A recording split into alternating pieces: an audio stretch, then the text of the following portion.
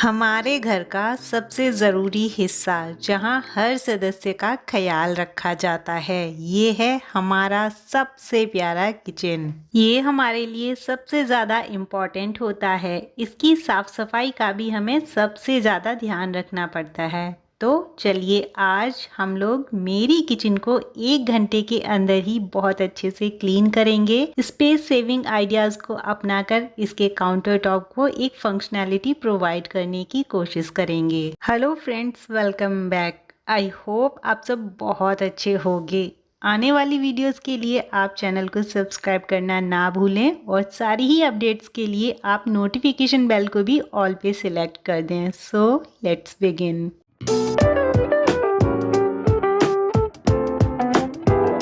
चलते हैं किचन में और देखते हैं फिलहाल यहाँ का अरेंजमेंट कैसा है। तो इस काउंटर टॉप का क्लीनिंग और ऑर्गेनाइजेशन आज मैं करने वाली हूँ। फिलहाल यहाँ पर कुछ इस तरीके से अरेंजमेंट किया हुआ है। ज़रूरत के हिसाब से ही मैंने इसे अरेंज किया था, बट अब टाइम आ चुका है कि मैं इसको रीसेट करूँ। तो सबसे पहले यहाँ पर जो भी सामान रखा है वो सारा ही मैं यहाँ से हटा दूंगी। किसी भी जगह को जज करने के लिए बहुत ज़रूरी होता है और ये एक अच्छा आइडिया भी है कि पहले जगह को खाली कर लिया जाए, उसके बाद ही उसकी क्लीनिंग और रीसेटिंग करी जाए।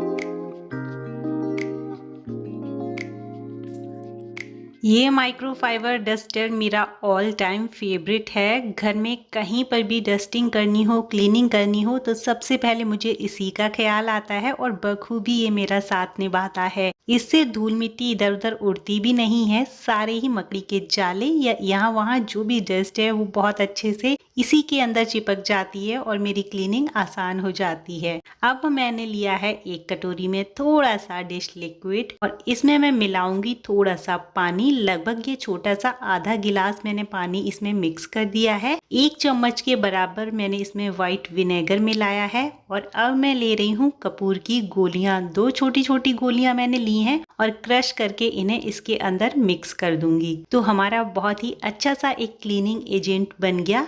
इसी से मैं इस पूरे काउंटर टॉप को और यहाँ पर जो भी टाइल्स हैं उनको क्लीन करूंगी। एक पुराना मैंने स्पॉन्ज लिया है और इसी से मैं सारे टाइल्स को साफ कर दूंगी बहुत अच्छे से। जितनी भी धूल मिट्टी या चिकनाई दाग धब्बे हैं वो बहुत आराम से क्लीन हो जाते हैं। और इसको एक बॉटल में भरकर आप स्प्रे की तरह भी यूज कर सकते हैं। उससे मकड़ियों के जाले भी बहुत जल्दी नहीं लगते हैं और जो चींटियों की और कॉकरोचेस की प्रॉब्लम होती है वो भी आपकी 80% से ज्यादा ही सॉर्ट आउट हो जाएगी।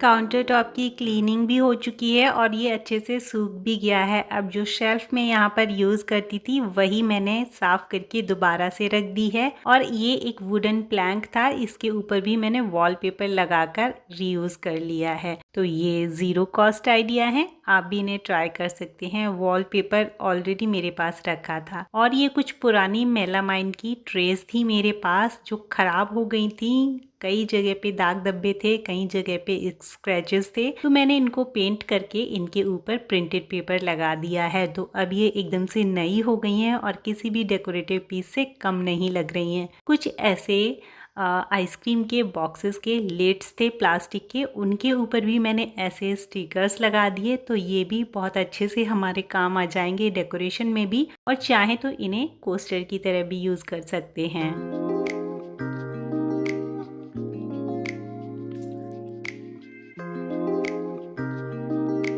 अपने सारे ही DIYs को मैंने हॉट ग्लू की हेल्प से टाइल्स के ऊपर चिपका दिया। दिखने में लुक भी बहुत अच्छा आ रहा है और बहुत अच्छे से चिपक भी गए हैं। मेरे पास कुछ ऐसे आइसक्रीम के खाली बॉक्सेस भी थे, इनके ऊपर भी मैंने एक्रेलिक कलर से पेंट कर दिया और कुछ स्टिकर्स चिपकाकर इन्हें थोड़ा सा डेकोरेट कर दिया है। जितने भी रोटी की टॉवल्स हैं वो सारी इसके अंदर आ गई। लिड बंद करके कहीं पर भी किचन में रखेंगे तो दिखने में अच्छे भी लगेंगे और एक वाइब्रेंट लुक भी क्रिएट करेंगे।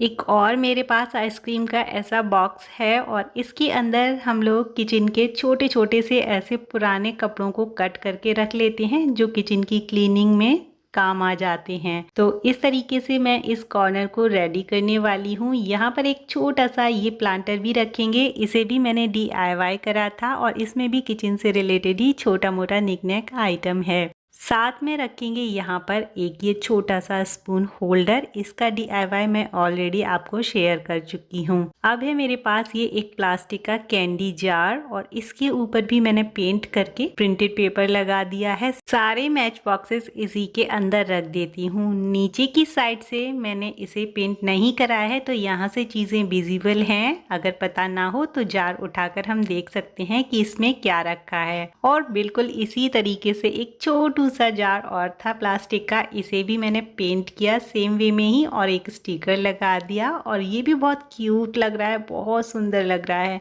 तो काउंटर टॉप से उठाकर हम इस स्पून होल्डर को ऊपर रख देंगे तो काउंटर टॉप नीचे खाली हो जाएगा। अब ये मेरे पास एक प्लास्टिक का प्लेट स्टैंड था और इसे मैंने एकदम से फ्लैट करके इसके ऊपर कुछ फ्रूट्स को रख देती हूँ तो ये भी एक फ्रूट बास्केट की तरह काम कर जाता है। ये मेरा पूरा ही DIY किया हुआ एक कॉर्नर है जो बहुत वाइब्रेंट है और किचन में बहुत अच्छा लगता है।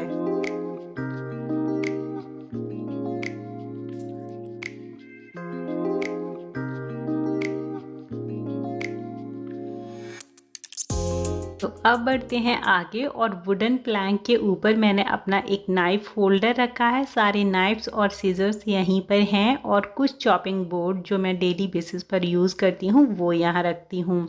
अब है मेरे पास ये DIY किया हुआ प्लांटर जो अगेन मैंने आइसक्रीम के बॉक्स को पेंट करके बनाया है और इसमें मैंने लगाया है इस तरीके का एक आर्टिफिशियल प्लांट जो दिखने में एकदम से रियल लगता है। अगर आप अचानक से देखोगे तो बिल्कुल यकीन नहीं होगा कि ये रियल है या फिर आर्टिफिशियल। इसे मैंने अमेजोन से परचेज किया था, क्वालिटी काफ़ी अच्छी है तो मैंने सोचा इसे अपनी किचन में लगाऊं। बॉक्स के लिड को भी मैंने पेंट कर दिया और उसे एक ट्रे की तरह मैं यहाँ पर यूज कर दूंगी। तो ये वाला कॉर्नर भी लगभग कंप्लीट हो चुका है, एक दो चीजें ही यहाँ पर और बची हैं।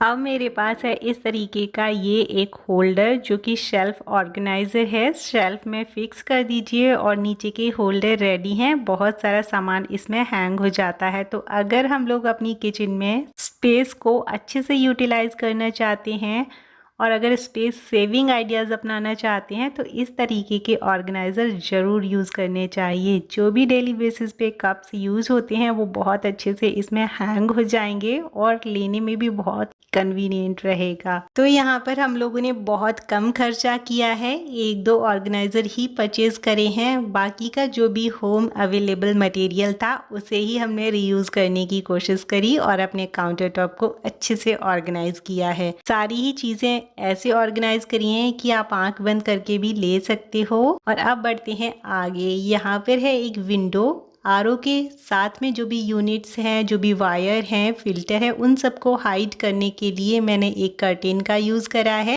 और इसके जस्ट नीचे काउंटर टॉप पर मैंने ऐसा एक एब्जॉर्बेंट मैट लगाया है जिससे बर्तन धोने के टाइम पे आसानी रहे और पानी इधर उधर ना फैले। सिंक एरिया को हम लोग थोड़ा सा ऑर्गेनाइज करेंगे। फिलहाल इसकी कंडीशन ऐसी है। अभी तक मैं कुछ ऐसे ही सामान को रखती आ रही थी। जो वाइप्स है उसे टैप के ऊपर हैंग कर देती थी। एक मैंने यहाँ पर हुक लगा रखा है जिसमें मैं गीले स्क्रबर या स्पॉन्ज हैंग करने देती थी जिससे एक्स्ट्रा पानी निकल जाए और ये सूख जाए। और ये एक DIY ऑर्गेनाइजर है जिसके अंदर मैं इन चीज़ों को रख देती थी। तो अब हम यहाँ का स्पेस खाली करेंगे और उसके बाद देखते हैं कि इसको कैसे ऑर्गेनाइज करना है।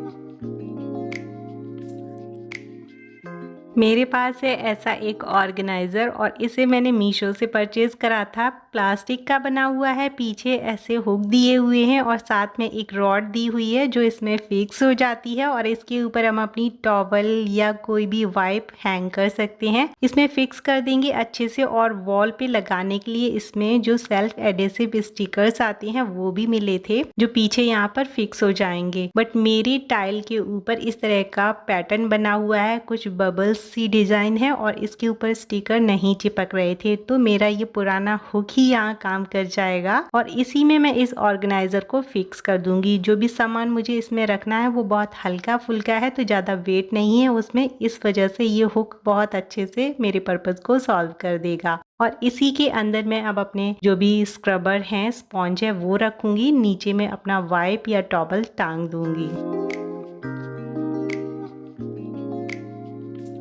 इस पुराने ऑर्गेनाइज़र को भी हम लोग वेस्ट नहीं जाने देंगे। मैंने इसे बहुत मेहनत से बनाया था। दोनों मनी प्लांट की बॉटल इसके अंदर बहुत अच्छे से आ गई और जब तक ये पूरी तरह से ख़राब नहीं होगा मैं इसको नहीं फेंकने वाली हूँ। तो अब मेरा काउंटर टॉप बहुत अच्छे से ऑर्गेनाइज हो गया है। सिंक एरिया भी बहुत नीटो क्लीन दिख रहा है। सारी चीज़ें अपनी जगह पर व्यवस्थित हैं, वेल ऑर्गेनाइज्ड हैं।